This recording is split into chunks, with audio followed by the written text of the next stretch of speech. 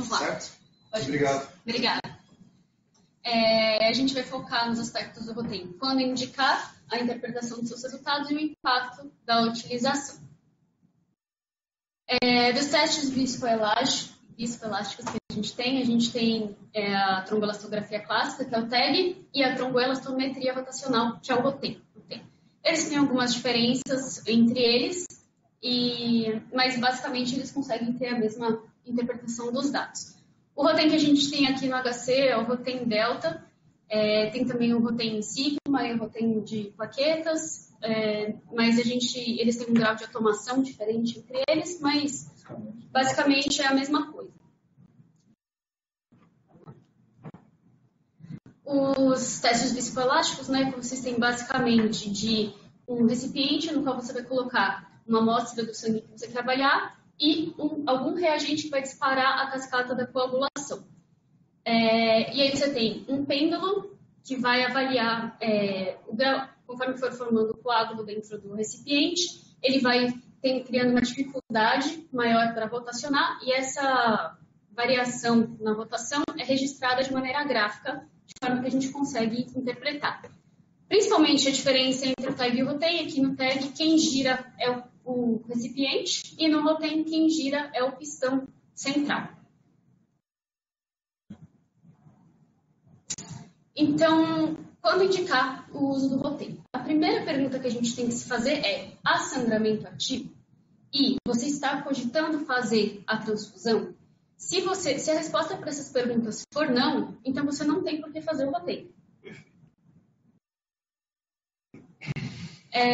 Então, assim, quais são as situações de hemorragia ativa nas quais a gente usa o rotem, que são as mais frequentes, né? Principalmente no trauma, outras causas de hemorragia maciça que você possa ter dentro da cirurgia, a hemorragia obstétrica, os distúrbios de coagulação adquiridos e as cirurgias cardíacas com circulação extracorpórea, cirurgias vasculares de grande porte e no transplante hepático, que o paciente tem uma linha mais tênue de equilíbrio da coagulação, seja para hiper ou para hipocoagulante. Então, qual que é a paciente se enquadrava aí? Em quais? Hemorragia obstétrica e coagulação adquirida. E o que você considera hemorragia maciça? Maciça, você tem repercussão hemodinâmica devido ao sangramento e uma quantidade de sangramento maior do que quanto porcentagem da volemia, né? 20%? É difícil mensurar isso, né? Tem poucos parâmetros. Dentro do trauma, o que o AQLS coloca lá, ele classifica em 4 estágios. Não, mas mesmo para hemorragia maciça, já se tem uma tentativa de classificar isso de uma forma um pouco mais objetiva. O que se tem de aproximação é uma troca volêmica, né, uma perda ou troca volêmica total, né, de uma volemia inteira em 24 horas, ou meia volemia em 6 horas, e tem alguns valores também por minuto. A questão objetiva é que você não vai esperar esse paciente trocar uma volemia inteira em 24 horas, né? Você não tem esse tempo hábil. Então, o que eles conseguem efetivamente colocar é que a classificação de hemorragia maciça, elas são tempo dependente, porém, essa dependência do tempo, ela é inviabilizada pela gravidade do paciente. Então, essas classificações elas são muitas vezes retroativas. Você transfunde o paciente e depois desse tempo inteiro você observa que essa troca, né, esse sangramento já ocorreu. Tá? Então, tinha sido algo um pouco mais impreciso. O paciente tinha risco de sangrar muito no operatório. Mas eu particularmente não a classificaria uma paciente que passou por um quadro de hemorragia maciça. Tá. Desculpa. Além de, claro, outras classificações relacionadas à questão do choque index. Tá? O choque index ele é um ótimo marcador para os pacientes na visita de hemorragia maciça. Né? E o choque index, como é que a gente calcula? Frequência cardíaca. Dividido por? pressão arterial sistólica, tá? Então, os valores que habitualmente se correlacionam de forma mais positiva com vigência de quadro de hemorragia maciça é um choque index acima de 1,4. Lembrando que na população obstétrica, esse choque index de 1,4 não é validado, porque você tem uma paciente que já chega um pouco mais vasodilatada, naturalmente pelo próprio quadro fisiológico, e com a frequência um pouco maior também, para justamente compensar e manter o débito normal, né? Então, não dava para usar porque ainda tinha sepsis. Pode seguir. Então, quando não utilizar o Rotem, coisas para as quais ele não é validado, ele não consegue monitorizar com exatidão o efeito terapêutico de antiplaquetários e de anticoagulantes. Ele não deve ser usado para isso. Ele até consegue detectar algumas alterações, mas não consegue quantificar o quanto essas alterações são decorrentes desses agentes. Além disso, ele pode sim ser utilizado em pacientes que estão sob efeito de heparina ou varfarina, mas ele não, a gente consegue ver as alterações, né, desses anticoagulantes, mas ele não deve ser usado para fazer a monitorização terapêutica dessas drogas. Então, por que não usar os testes de coagulação padrão, né? Isso acho que já foi um pouco falado aí, previamente. Então, o TP, o INR, né, TTA, TCA e fibrinogênio, eles são medidos a partir do plasma. E eles não conseguem avaliar os elementos celulares de interação que contribuem para essa hemostasia. Não avaliam também a lise do coágulo e a polimerização da fibrina, como que ela está sendo feita.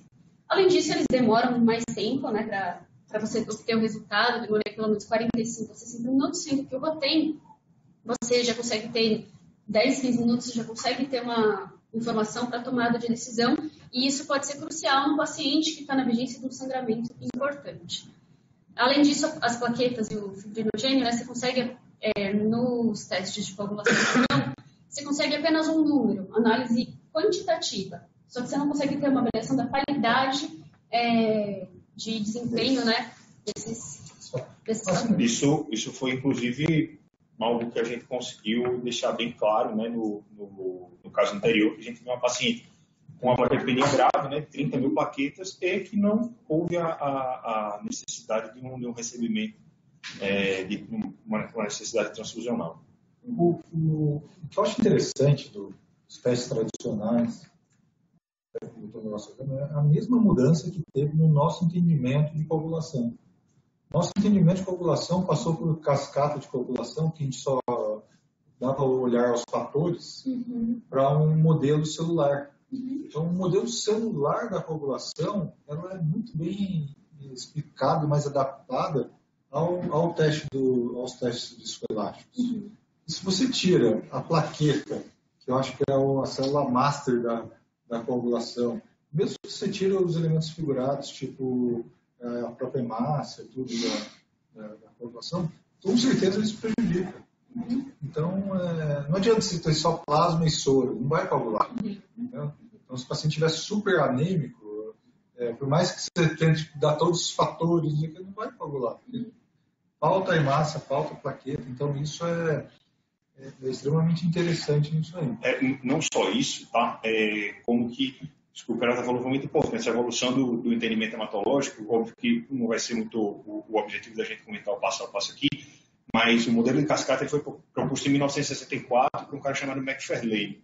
E eles viram que isso foi utilizado até um ponto mais recente, até os anos 2000, e eles já conseguiam identificar falhas desse modelo proposto da cascata, né?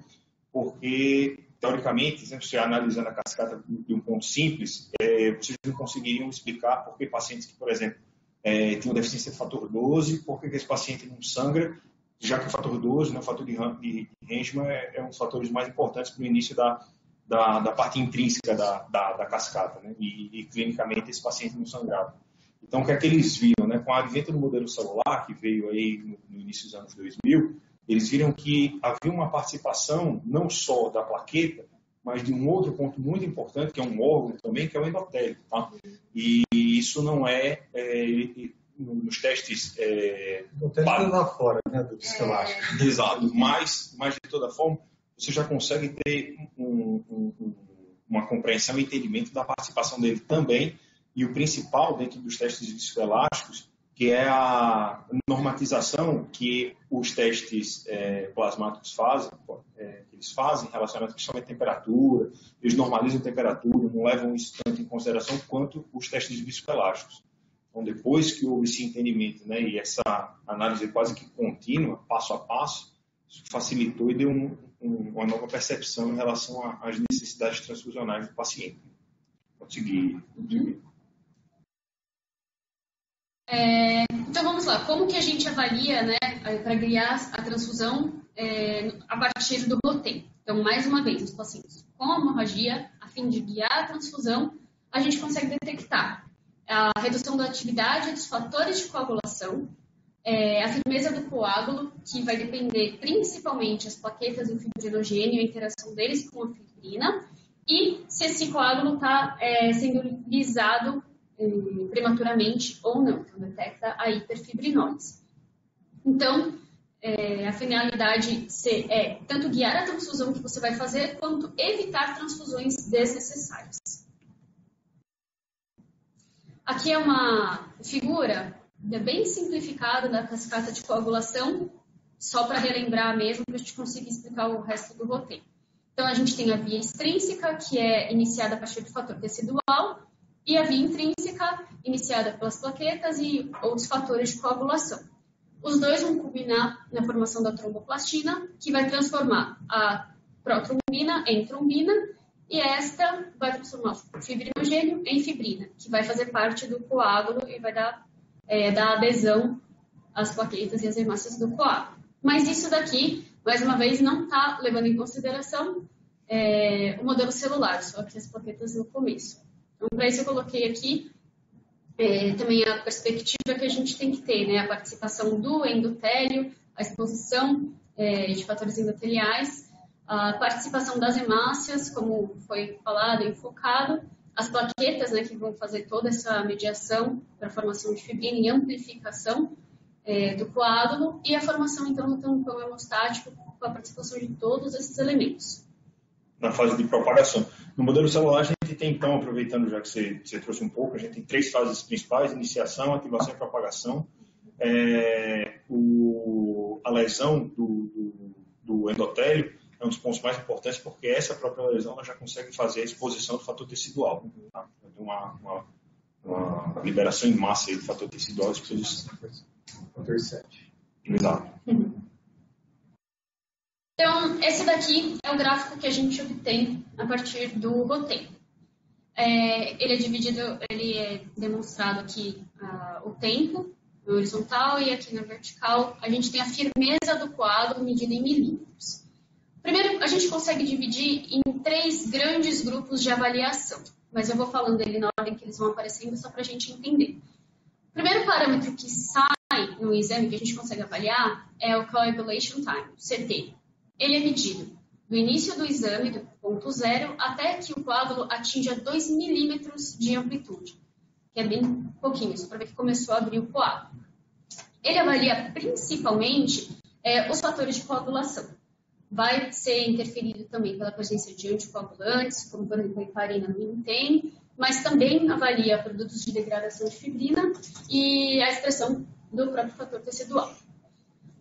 Depois dele, a gente tem o Clot Formation Time, que vai medir a partir de quando terminou o CT, com 2 milímetros de amplitude, ele vai medir até quando esse coágulo atinge 20 milímetros de amplitude, que é aqui. Ele vai ajudar na interpretação, basicamente, de como que está a polimerização da fibrina desse coágulo. E aí, também, a partir desse parâmetro aqui, a gente consegue medir o ângulo alfa, que vai medir da tangente, vai ser uma tangente entre o eixo do ROTEM até esse ponto aqui de 20 milímetros do coágulo. Então, assim, quanto mais rápido o coágulo estiver formando, maior vai ser esse ângulo alfa. Quanto mais ele estiver demorando para formar, menor o ângulo alfa. Depois dele, o que vai ser avaliado vai ser a máxima firmeza do coágulo. Ele vai depender principalmente das plaquetas e do fibrinogênio, da interação deles com a fibrina. Mas ele também vai avaliar a participação do fator 13 e a presença, se tiver, de colóides que podem atrapalhar essa máxima firmeza do coágulo. Só um parêntese. Para quem vai fazer prova aí, eu vi que Débora está assistindo, né, que foi a R3 nossa. Nas provas de TSA, o MCF, o que eles mais correlacionam em relação à resposta de questão é a força do coágulo. Eles sempre fazem um paralelo direto entre MCF e força de coágulo, além de, obviamente, esses pontos que Silvia colocou. Lembrar que essa questão de 0 a 2 milímetros, de 2 a 20 milímetros, é uma convenção, e isso vale não só para o Rotem, como também para o TEG, tá? Eles também subdividem dessa forma bem compartimentalizada. 0 a 2, CT, 2 a 20, o CFT. E eles não veem necessariamente só a fibrina, tá? Esses pontos iniciais, eles têm muito mais uma relação entre todos os fatores de coagulação. Não dá para a gente necessariamente apontar, putz, o CFT está muito lento, o problema é a fibrina. Essa interpretação ainda não consegue ser feita nesse momento de forma tão direta quanto isso. Tanto que, quando o CFT está muito alargado, uma das vias de indicação, uma das poucas situações de indicação de plasma dentro da interpretação do Rotem, tá? Então, o CFT aumentado, ele não aponta necessariamente para um déficit de fibrinogênio, tá? Só conseguir. Mas tá tudo, de restante, tudo está perfeito em relação às colocações. Acho que só concluindo aí o que o Bruno quis dizer é o seguinte: se você tiver essas alterações iniciais muito pronunciadas, você fica meio perdido ainda, você entende? Então, por isso que existem vários testes de tomografia. A gente vai falar mais para frente, X-Temp, PIB-Temp. E depois você vai tentando isolar cada um dos fatores, ou a análise de cada um dos fatores, ou mesmo intenta, que seriam os outros fatores de coagulação, para você tentar identificar qual realmente é o problema. Em geral, essa curva que você mostra inicial, assim, a interpretativa, é o X-Temp, a via extrínseca, ou a coagulação por sangramento, assim, por ativação de fator tecidual. Então, isso aí dá uma primeira interpretação para você. Para depois você tentar isolar o problema, você teria que fazer o FibTem para ver se o fibrinogênio estava bom. Talvez fazer uma análise da função das plaquetas, ou do número de plaquetas também, no segundo momento. E fazer um INTEM para você saber se tem alguma coisa ali dos outros fatores de coagulação, né, da intrínseca. Então, a análise depois é secundária, porque você precisa ver todos. Por isso que no caso lá mostrou que tinha mesmo uma redução do ângulo alfa, do CFT aumentado, com uma redução do fibrinogênio. Então, um dos problemas era o fibrinogênio mesmo. Mas provavelmente também não era o único, porque o fibrinogênio também não estava totalmente depletado ou extremamente baixo. Ele estava no limite. Por isso que foi optado por fazer plaqueta, com certeza estava precisando, e fibrinogênio também nesse caso. Só falando que a interpretação depende às vezes não só de um único gráfico, vai depender de vários gráficos e de várias análises. Sim. Então, às vezes quando você está fazendo o exame, você consegue ter alguns parâmetros mais precoces antes de esperar até a máxima firmeza do coágulo, que é a amplitude medida aos 5 e aos 10 minutos. Elas podem ser usadas como preditor para você inferir ao quanto vai chegar a máxima firmeza do coágulo. Então, de repente, se o seu A5 e o A10 já estão reduzidos, provavelmente o seu MCF também vai estar reduzido. Então, aí já avaliando o restante, né, do coágulo, a gente vai ter a avaliação da lise máxima do coágulo. Isso daqui vai servir para a gente inferir como que vai estar o status de fibrinólise desse coágulo. Se ele está se formando bem, mas ele pode estar fechando e se dissolvendo muito rapidamente. E isso pode ser entendido por esse parâmetro, que é a porcentagem do quanto ele foi do MCF até o quanto ele lisou. Isso ajuda a gente, né, a avaliar o status fibrinolítico e a presença também, ou ausência de agentes antifibrinolíticos. 30% já considera uma hiperfibrinose. Isso, assim como você tem o A5 e a A10, que podem ser usados mais precocemente para inferir o MCF, a lise aos 30 minutos e aos 60 minutos também podem ser usados para inferir a lise máxima. Se já tiver no 30, assim, já dá para extrapolar para então, de maneira também objetiva, como o roteiro não é algo muito difundido, e é uma das coisas que a gente às vezes fica se perguntando bastante, é o tempo que dura o exame, né? A gente imagina que um exame de roteiro normal ele vai durar de 30 a 40 minutos. Você pode eventualmente estendê-lo até 1 hora, caso você ainda tenha uma questão dúbia, que é um diagnóstico que é de fibrinose tardia.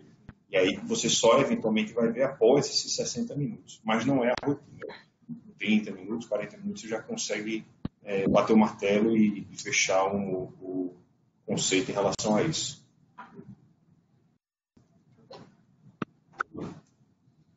Esse slide aqui é apenas um descritivo, uma forma de texto do gráfico, né, de tudo que a gente já falou no anterior. Então, assim, só para destacar de maneira grosseira, que a gente tem como interpretação grosseira mesmo, mas de overview. É o CT, que avalia os fatores de coagulação, o MCF, as plaquetas, a fibrina, né, a interação delas, e fibrinogênio, e a máximo, né, que vai avaliar a hiperfibrinose. Esse daqui é só a correspondência dos parâmetros do Rotem para o TAG. O que muda é a nomenclatura só. Então, o que é coagulation time no Rotem, reaction time no TAG, CFT, clot formation time, ou coagulation time, o MCF é o maximum amplitude, e o releases é praticamente a mesma coisa. Isso daqui também é uma tabela só mostrando também a correspondência, o ângulo alfa também é chamado de ângulo alfa, e o restante dos parâmetros é só uma questão de nomenclatura meramente. Na verdade, no TAG tem uma diferença um pouquinho maior, obrigado Amandinha, tem um pouquinho maior a diferença em relação à parte da LISE, tá? O quarto período, no modelo celular, a gente tem 4 períodos clássicos: iniciação, amplificação, propagação e a fibrinólise, tá?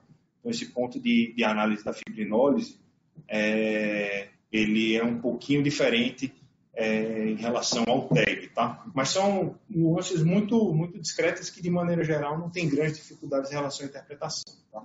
Se quiser, pode seguir. Então, o que isso vai ajudar a gente em relação à tomada de decisão em termos de transfusão de hemocomponentes, né, ou derivados de coagulação? Então, a gente vai ver o CT. Se ele estiver aumentado, a gente provavelmente vai ter que administrar o plasma e concentrado de complexo protrombínico. Eu vou detalhar isso com mais refinamento mais para frente. O MCF, se estiver alterado, basicamente vai ser uma alteração reduzida, né? Na verdade, uma alteração de fibrinogênio de plaquetas. Ele pode estar aumentado também, mas vai demonstrar uma hiperfibrinólise, uma hipercoagulação, desculpa. E a lise máxima do coágulo vai mostrar hiperfibrinólise. Se estiver aumentado, a gente vai administrar antifibrinolíticos. Isso é de maneira bem grosseira, mas a gente vai detalhar mais para frente. Então, quais são os ensaios que a gente pode performar no Rotem? Eles vão variar de acordo com o reagente que você vai colocar junto com a sua amostra, que vai ser o que vai dar o gatilho na cascata da coagulação. E você vai conseguir avaliar de acordo com o que você colocou ali. Então, Extem vai avaliar a via extrínseca e o fator gatilho vai ser o fator tecidual. O Intem vai avaliar a via intrínseca e o fator ativador é o fator elástico, que é uma ativação de contato. O FibTem, você vai adicionar um inibidor plaquetário, que é a citocalasina D, e ele vai avaliar a contribuição qualitativa do fibrinogênio à firmeza do coágulo. Então, ele vai tirar a interferência das plaquetas e vai te permitir avaliar o que no gráfico sobrou depois disso. Ele geralmente é feito junto com o Extem. O Aptem, ele adiciona um antifibrinolítico, que é a aprotinina, ao Extem. E aí vai te ajudar a avaliar a inibição da fibrinólise. E o Eptem vai adicionar uma heparinase ao Intem, que é da via intrínseca, o que faz todo sentido. E vai avaliar a hemostasia sem o efeito da heparina. Antes de você passar. Então, a gente tem, essas são as 5 curvas do Rotem, tá? O Rotem que normalmente muitas vezes o pessoal fica com 4 prés atrás, acho muito difícil de interpretar, mas se for ver, é uma forma bem simples, tá? As 3 primeiras, basicamente elas se propõem a analisar a via de coagulação sem nenhuma interferência externa, e as outras 2 são vias confirmativas.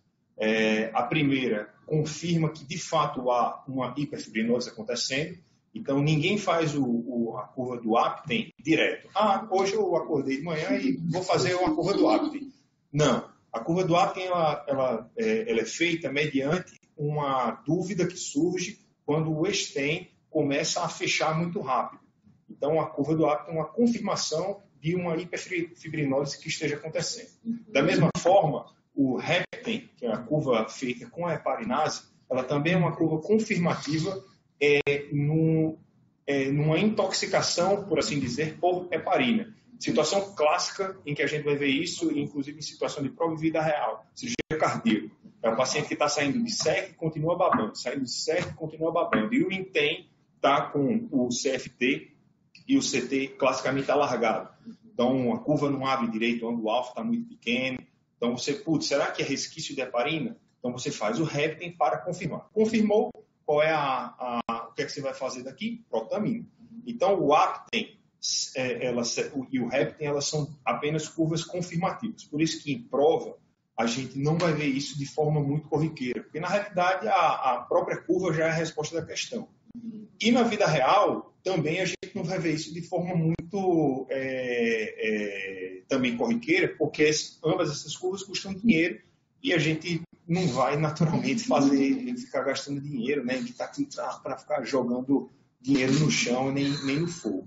Então, de maneira geral, a gente vai trabalhar classicamente com as 3 primeiras curvas, principalmente com o Sten e com o FibTem. E, de maneira geral, com essas 2 curvas, você consegue fechar, acho que mais de 95% dos diagnósticos. Tá? Outras coisas importantes para a gente entender em relação ao manuseio, né? Porque aqui a gente está de cunho muito, muito mais teórico, mas na vida prática, o que é que basicamente a gente vai fazer? Eu quero abrir uma curva de Sten. O que é que você vai pegar? Uma amostra de sangue citratado, que é um tubo azul. Então, esse citrato ele é um quelante direto do cálcio. Então, toda vez que você pega uma amostra desse sangue, que você vai abrir uma curva do Sten, do INTEM, do FibTem, do Aptem, do Eptem, você precisa necessariamente colocar cloreto de cálcio, que é o que eles falam de um reagente que é um ativador direto. E, além do cloreto de cálcio, você vai colocar fator tecidual, ácido elástico, citocalasina D, e baseado no que você vai colocar, além do cloreto de cálcio, você aí sim vai ter a curva que você vai abrir. Então, quero abrir uma curva de Sten, o que é que eu preciso colocar? Fator tecidual, que tem um pote específico, que são os famigerados e muito caros reagentes. Então, você tem cloreto de cálcio, fator tecidual. Colocou, adicionou a máquina do Rotem, essa curva vai começar a abrir e vai ser necessariamente o Sten. Se vocês puserem cloreto de cálcio e ácido elástico, necessariamente vocês vão abrir um INTEM. Se vocês puserem cloreto de cálcio e citocalasina D, FibTem. Cloreto de cálcio é protinina, Aptem. Cloreto de cálcio é heparinase, Reptem. É isso. Então, para abrir qualquer curva, e o Rotem... Não, mas é tranquilo mesmo. Porque é fácil, né? A questão é que é trocando em miúdos. E se vocês esquecerem o cloreto de cálcio, não vai adiantar, porque o cloreto de cálcio é o fator 4 de coagulação, e esse fator 4 ele é fundamental para o início também da formação e da cascata do coágulo. Pode seguir. Vamos lá. Então, essas daqui são as curvas que a gente tem normais. Oi? Eu não sempre adianta. Foi mal. Imagina, não tem problema. Então, nós temos aí o exemplo de curvas normais do Xtem, do INTEM e do FibTem. Lembrando que o Aptem, se você não tiver nenhuma alteração, ele vai ser igual ao Xtem. E o Eptem também, se ele tiver ação da heparina, se adicionar heparinase, não vai mudar. E a curva dele vai ser igual ao INTEM. E você gastou dinheiro, você vai ter que ficar Vamos lá. Esses daqui, eu já parto por uma parte de interpretação de gráficos de alguns exemplos que a gente tem. Esses 3 aqui são algumas ilustrações do Xtem comparando com o FibTem ou com o Aptem. O primeiro é uma curva normal, a gente pode ver os parâmetros normais, a curva não se fecha precocemente, o FIB tem níveis adequados. E aí, a curva de baixo, a primeira... Só um segundinho. Só antes de passar, uma das coisas também que as pessoas ficam com muita dúvida é, meu Deus, vou ter que decorar todos os valores de referência? Não. O Rotem pinta de vermelho o que está alterado. Para quem vai fazer prova, não sei se o Pedrinho que está assistindo aí é Pedro Parmege, ou se é o amigo lá do IANSP, mas para quem vai fazer prova do TSA, naturalmente na prova não vai estar pintado. Mas na vida real, esses valores eles vão estar bem destacados. Então, para a prova, de fato, há uma necessidade de decorar. A prova prática também. Isso costuma cair bem na segunda fase. Então, eu imagino que vai cair também em julho do ano que vem, mais uma questão com o Rotem. Mas então, na vida prática, o número vai estar vermelho, tá? A Silvinha destacou com um círculo, mas na máquina, né, no local onde a gente acompanha a curva abrindo, esses números eles estão vermelhos. No caso estava. No caso estava. Beleza. Então vamos lá. Nesse primeiro gráfico, a gente fez primeiro o Extreme, viu como é que ia abrir o gráfico. Os parâmetros estão dentro da normalidade, e o que tem de alterado é que a máxima lise do coágulo foi 100%. O coágulo se formou e dissolveu 100% de maneira precoce. Então, quando você adiciona o Aptem, que é o inibidor da fibrinólise, você vê que a curva conserta. A máxima lise aqui é 0. Então, você consegue inferir que, de fato, você tinha uma hiperfibrinólise no Extem. E aí você vai fazer o quê? Imagine que no caso de Heitor, esse fosse o gráfico, o que você faria? Administrado. Ácido exame. Dose. Um grama é que depende da situação que você está. Você está numa situação de trauma, na qual, dentro das primeiras 3 horas, na qual você vai dar a primeira dose, ou isso já foi administrado, você vai querer corrigir depois. Entendeu? 10 miligramas por quilo. Esse é o ponto. Todos os exames, os testes viscoelásticos, eles vão na contramão da maioria desses trabalhos clássicos, do CRASH 2, do Human Trial, porque isso aí a gente tem como, não é que você vai vou fazer um ataque em 10 minutos e agora um grama em 8 horas. Não, você vai fazer ácido tranexâmico, com a dose de 10 a 15 miligramas por quilo. Fiz, beleza. O que é que você faz agora? Uma nova curva para ver se você consertou. Então, de maneira geral, se espera que por paciente você vai usar no mínimo 2 curvas daquilo que você julga que está alterado. Tá? E a dose, né, essa pergunta da dose, ela passa a ser mais importante nos testes viscoelásticos, porque essas outras doses que a gente está acostumado, elas não são baseadas em testes viscoelásticos. Elas estão, na realidade, baseadas em situações de empiricismo. E aqui a dose passa a ser mais importante. Então, dose do transamin que você faria aqui seria de 10 a 15 miligramas por quilo. Ah, doutor, não tem transamin, só tem Y, né? Só tem o ácido epsilon aminocapróico. Qual é a dose? É de 50 a 100 miligramas por quilo. Ok. Pode seguir. Eu achei que alguém ia responder da proteína, né? Que é o que tem na Mas a proteína não dá mais. Qual foi o estudo que mostrou que a proteína ela não tem função não tem função, na verdade não. Ela é até muito boa e muitos dos anestesistas antigos acham que ela é muito melhor. De fato o problema é que as pessoas morrem só um pouquinho mais. Mas assim, se as pessoas não morressem um pouquinho mais, elas não... a proteína seria de fato o antibiótico de eleição. Qual foi o estudo que tirou do mercado? O Piratão já respondeu aqui. É o BART Trial, B-A-R-T Trial, publicação na New England, de, salvo engano, dos anos 90. Segue. Segue o jogo, a gente tem 15 minutos. Ai, então eu vou correr. Vai dar. Então vamos lá. Nessa terceira curva aqui, o que a gente consegue ver? Que principalmente o A5 a gente já vê que ele está reduzido e o MCF também reduzido. Então a gente pode se questionar. Isso é devido a problemas com a plaqueta ou é devido a problema com o fibrinogênio? Então, para confirmar ou para destrinchar esses dois, a gente faz o que tem. No FibTem, a gente confirma que também a amplitude dele aos 5 minutos está reduzida e o MCF também reduzido. Com isso, a gente conclui que você tem sim uma deficiência de fibrinogênio. Você não consegue, a partir disso, dizer se tem também uma de plaqueta ou não. Para isso, você teria que performar um dos testes plaquetários. Mas assim, você sabe que com isso que de fibrinogênio você tem. Então, tem indicação de transfusão. Dose e o que você vai transfundir. Você pode transfundir fibrinogênio puro, que é o importante. Perfeito. Dose. Não lembro quantos por quilo. Geralmente dá uns 4 miligramas por pessoa. 3 a 4. Não lembro quanto que é. De 30 a 50 miligramas por quilo. Tá? Por isso que, normalmente, 2 gramas é o valor inicial. Porque o peso normal... 210. Faz 2 gramas.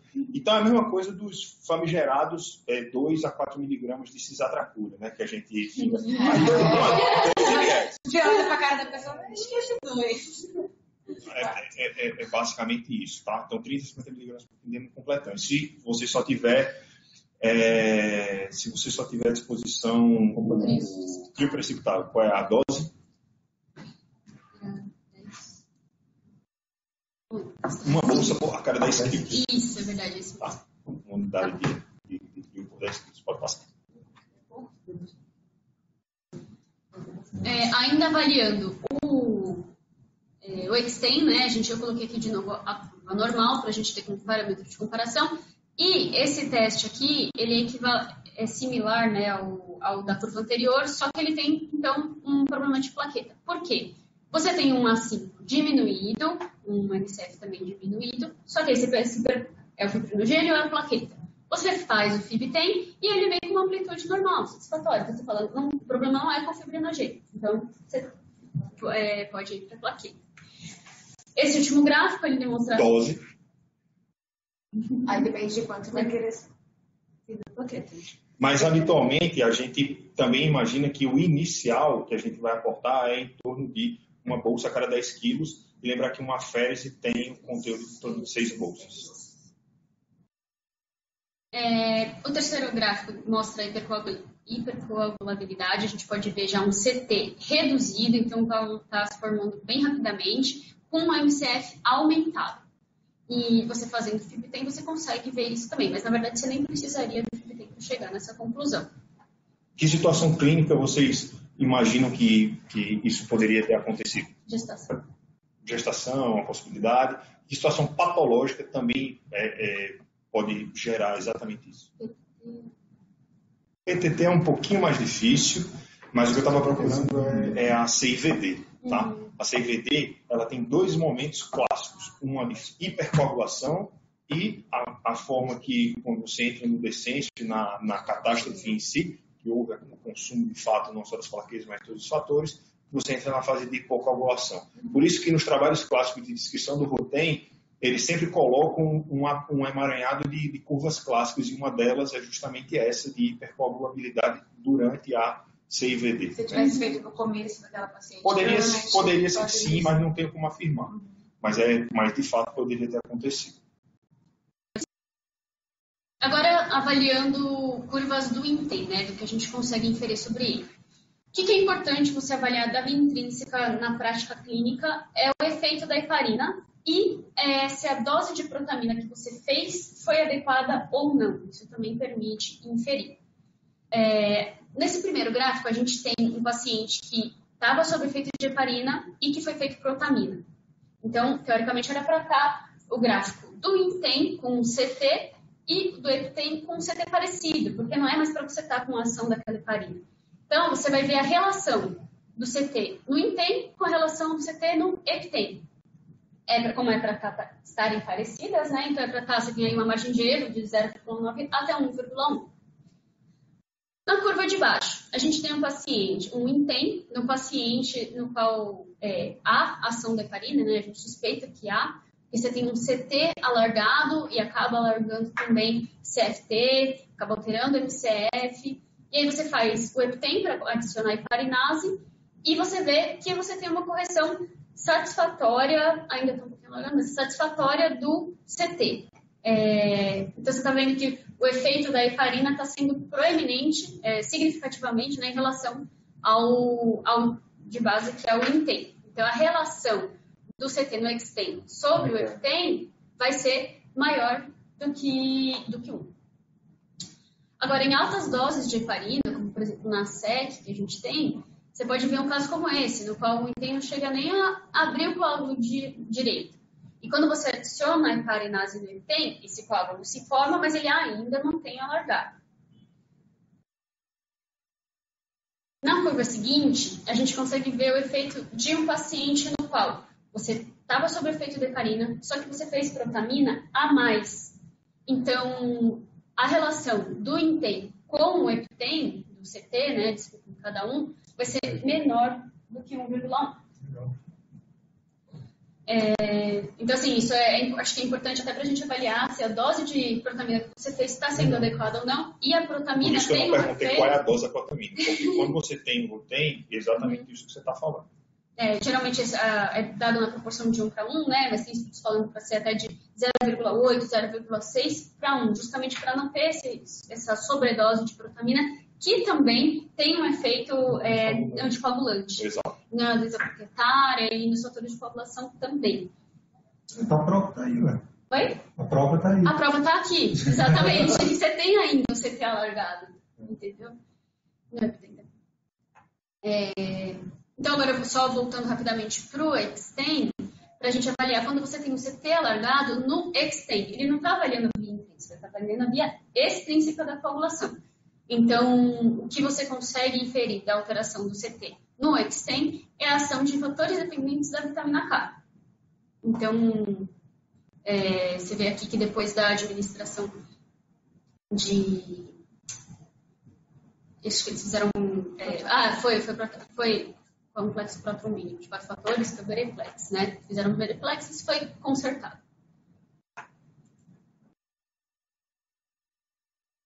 Esse daqui é um fluxograma para ajudar a gente a tentar interpretar o roteiro de uma maneira um pouquinho mais organizada.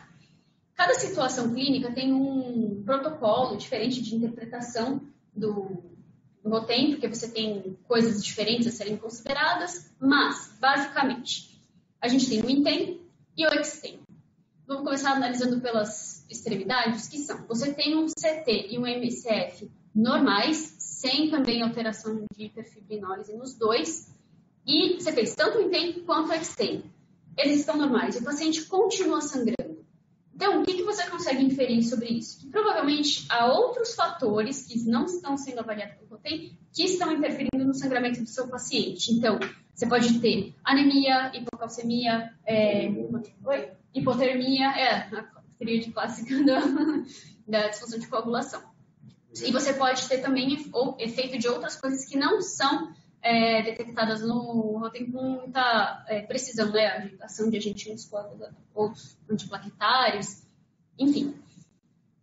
Agora vamos avaliando o EXTEM. Se você tiver um CT prolongado nele, você vai inferir que você tem uma deficiência de fatores de vitamina K, então você vai administrar complexo protrombina. Agora, se o CT está alargado no INTEM, você se pergunta, puxa, a ação está tendo heparina nesse paciente? Para confirmar ou não, você faz o EPTEM. Como eu já tinha dito, né, tem um exame confirmatório, você não vai sair logo de cara fazendo o EPTEM. Se no EPTEM ele estiver normal, então pronto, confirmado. Era efeito de heparina, adicionou heparinase, curou. Só que se o CT ainda estiver prolongado, apesar do EPTEM, faz você pensar em deficiência de outros fatores de coagulação. Pode ser de produtos de degradação da fibrina, pode ser dos outros fatores que estão envolvidos na via intrínseca. Agora, se avaliando o MCF do INTEM ou do EXTEM, na verdade está faltando uma setinha aqui. Se você tiver uma redução da amplitude do coágulo ou um CFT prolongado, te faz pensar deficiência de plaqueta ou de fibrinogênio, né? Então, você faz o FibTEM para confirmar. Se você tiver, depois do FibTEM e o MCF reduzido, você tem uma deficiência de fibrinogênio. Então, a administração da correção, né? E se você tiver um MCF normal, aí você infere que é a plaqueta. Lembrando que, ainda assim, quando você tem um MCF reduzido no FibTEM, não te permite dizer se você tem também ou não alteração plaquetária associada. Tá, só parar um pouquinho, Silvio. Esse slide, com todo respeito do mundo, é o tipo do slide que produz mais dúvida do que resolve. Se você for ver, só a aula de explicação estava brilhante até esse slide. Não, é sério, eu sou muito sincero mesmo, mas o intuito é justamente mostrar que esse é o slide que complica o estudo. Porque, se você for ver, tudo que você está falando aí, você já comentou anteriormente de uma forma muito mais simples e clara. Então, basicamente, são 3 curvas que a gente tem para trabalhar qualquer diagnóstico: INTEM, STEM e FIBTEM. O STEM e o FIBTEM se propõem basicamente a analisar uma razão direta entre não só o fibrinogênio e as plaquetas, como basicamente o pool de fatores e plaquetas. E o INTEM, de uma forma muito mais específica, pensando principalmente dentro de cirurgias cardíacas ou em pacientes que estejam fazendo o manuseio de heparina, que possa causar um fator de confundimento,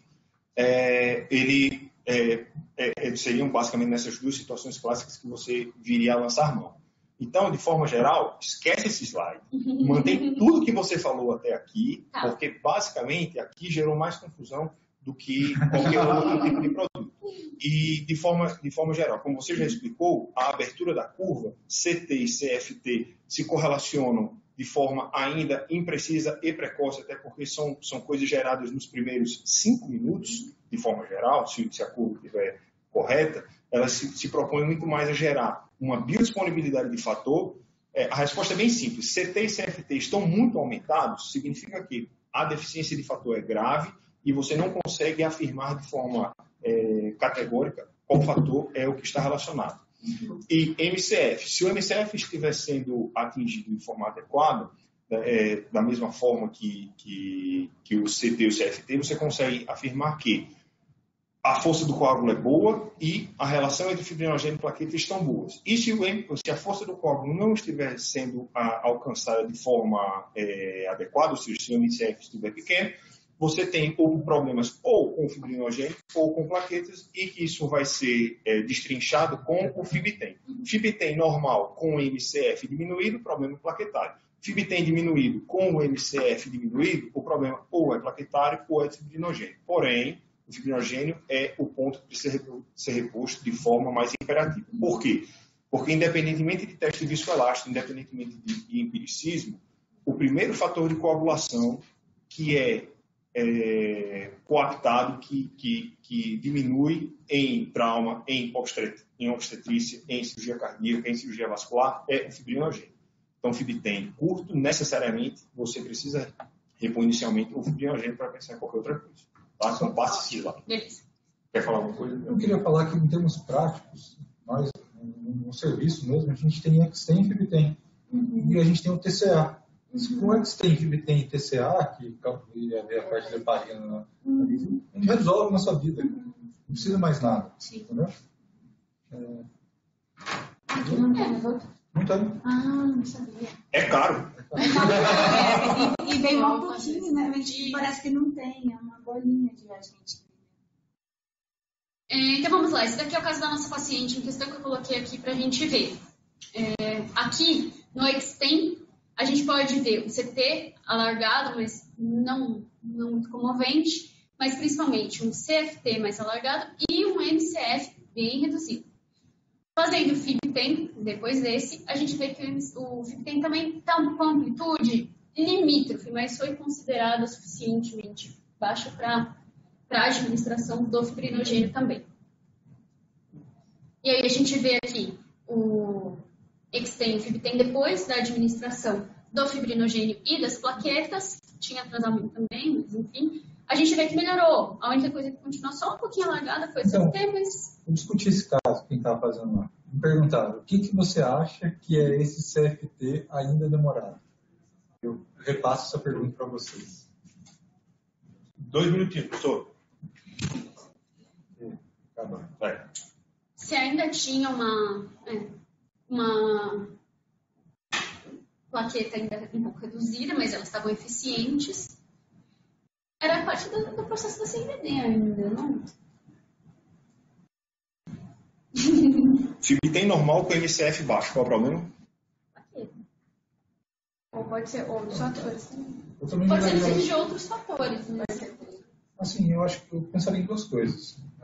Plaquetas, números, só que o que é interessante é que você fez uma reposição adequada da quantidade de plaquetas, deu lá uma bolsa a cada 10 quilos. Só que você tem que pensar que o que você está dando? Você está dando plaquetas estocadas. Você está dando plaquetas ineficazes. Então, foi depois disso que foi feito o DDAVP. Então, tendo esse resultado aqui, eu falei assim, olha, será que eu faço mais plaquetas? Será que eu faço mais fibrinogênio? Eu falei, ó, fibrinogênio tem certeza que você não precisa mais fazer. Então, tá ótimo. Plaqueta, talvez você precise fazer, mas antes eu faria DDAVP. Faz DDAVP que talvez o número de plaquetas seu esteja adequado e você vai dar uma ajuda na ativação delas, vai resolver. E foi o que eles fizeram. É que depois não fez mais um teste para saber o que é. Mas seria interessante fazer e falar, nossa, agora o CFP ficou adequado. Ia ser legal, seria até publicável. Assim, ia ser bem legal. Mas foi o que eu pedi. Aí faz o DDAVP agora. É que no caso lá não dá para saber os momentos que foi feito cada coisa, mas a ordem foi exatamente essa. Eu faria isso aí. Muito bem. Então eu acho que era uma paciente que tinha tudo para ter recebido muito mais um componente do que só para não prejudicar a sua aula, você pode mostrar mais um slide da sua aula, se quiser. Tá bom. A gente vai encerrar. Eu vou mostrar o de... Boa conclusão. De por que melhora a vida. Então tá bom. Esse daqui era só um casinho mostrando, preparando um semelhante ao nosso, mas o que teria acontecido se não tivesse transfugido. Os impactos, que ele pediu. Mas deixa eu ver se esses aqui... Escolhe um. Impactos, eu acho. Eu vou deixar naquele ali. Então, acho que esse slide é uma conclusão do que a gente falou, né? Os impactos dessa utilização do Rotem. O exame beira-leito, um point of care, que a gente consegue ter um resultado em 15 minutos se a gente precisar. Isso é muito importante para o paciente que está sangrando. Faz a gente racionalizar melhor o que a gente vai transfundir ou não. Lembrando que toda transfusão que a gente faz tem algum efeito adverso. Então, essa paciente tinha tudo para receber muito mais coisa do que de fato recebeu, se não tivesse o Rotem. E tem os estudos também demonstrando redução de mortalidade perioperatória. Cada situação específica fala que teve redução de morbidade, mas não de mortalidade. Mas, enfim, via de regra, tem impacto, sim, sobre... acaba tendo impacto indireto, né, do quanto esses pacientes vão ter de mortalidade por sangramento. E por transfusão, né? E por transfusão, exatamente. Tem um monte de reação. Pessoal, muito obrigado. Eles têm um tempo meio limitado aí também. E a partir dessa aula, na descrição do vídeo do YouTube, no canal que o Piratão toma conta, Anestésio USP, PS, né? PS. Anestésio USP, PS. Anestésio USP, PS no YouTube. Na descrição dos vídeos, a gente vai colocar as referências bibliográficas que foram utilizadas para montar as aulas. Aqui no final. É porque, por conta do tempo, né, o pessoal não vai conseguir pegar o vídeo. Mas, de toda forma, no canal do YouTube vai ficar mais fácil lá de pegar esses artigos.